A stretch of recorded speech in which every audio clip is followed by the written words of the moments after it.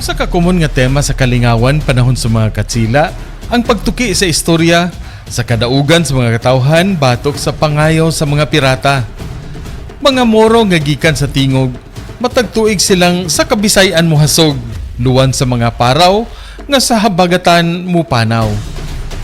Partikular sab niini nga istorya ang pagsulod sa usa ka anghel nga manggugubat nga nakiglayog sa mga tapnas ug mugukod kanila balik sa dagat. Sa iyang pagpangulo, istukada pay imo.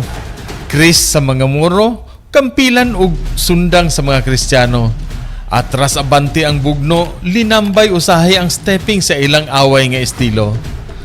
Dinhi sa Hagna Bohol, diin ang ilang patron si San Miguel Arcangel, gigamit nila ang linambay sa moro-moro nga kasagaran sa mga Kristiyano nga komunidad mo ilang kalingawan sa matag tuig kanunay.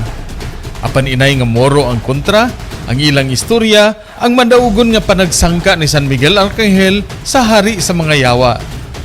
Kini ang isinog istukada. Bugno sa Kristiyanong sundang ug kampilan batok sa Kris ug gayang.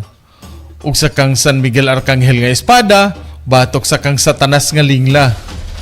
Salamat sa mga tagahagna nga sa karon panahona nga ang moro-moro ug linambay lisod na nga makita.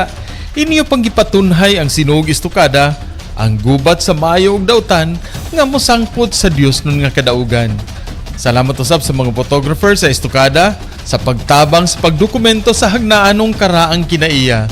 Gikan diri sa Hagna Bohol alang sa maayong balita Central Visayas, Ray Anthony Chu, PIA Bohol.